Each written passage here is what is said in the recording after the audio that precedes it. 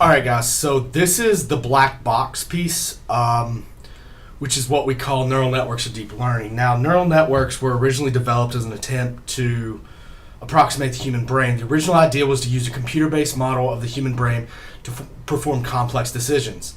So basically what you do is you create neurons, which are building blocks of neural nets. So we take an output, x of o, xo, and we say it's equal to some function f of o plus the sum of all inputs and over I, wi times xi, and that should be up here, not in the subscript, where fo is called the activation function. The process is to learn these weights, wi's, from the data.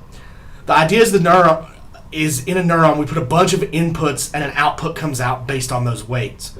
We can rewrite many of the models as a net. For instance, multiple linear regression is just a summation of wi times xi, right? So we can develop different models with different hidden layers, i.e. multiple neuron networks. It says now you have multiple of these psi functions going over input and output. So what you have is psi 0 and psi h.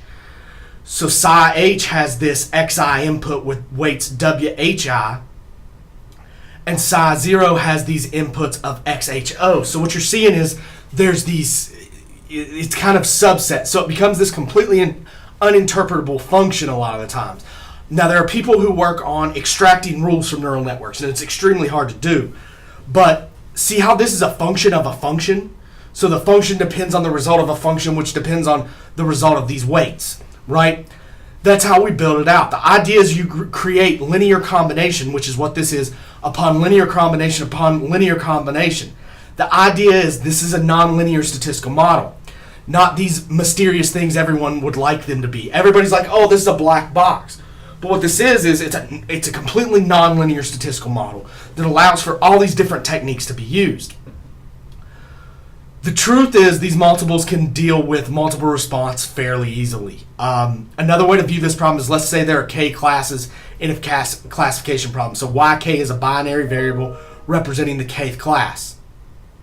All right. Then zm are created from linear combinations of input, and then yk is modeled from the z's. So it looks something like this. Here's your z's, and here's your input xj, where sigma is the activation function. It can be chosen to be many different things. You have this tk that then now defines on zj. So you have all these different things you can use, and j goes from 1 to m.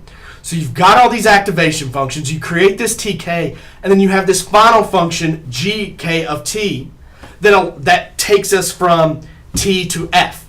So what you're seeing is it's layer upon layer upon layer upon layer, and that's what neural nets are. And the depth, what we talk about, is how deep this goes. How many layers do you have? What does this go? That's what deep learning means. So everything kind of goes together. Your book gives you a nice little visual of it. The rest of this is just creating Z's and T's. That's all you're doing. And estimating them, which will leave for a PhD in more technical courses than this. But deep learning is about fitting hidden layers, and this is the way we do it. Now I'm going to show you some examples throughout this to show you exactly what this looks like and how you do it. But really all you're doing is you're tuning this model. You're saying, how many layers do we need? How many observations do we need? What variables are important? What variables aren't? So you're really building this complex system that's hardly interpretable. Okay? So, all right, guys, I just want to give you a feel for what neural nets and deep learning are so you can get an idea of what's going on. But let me know if you have any questions. Let me know if you need anything.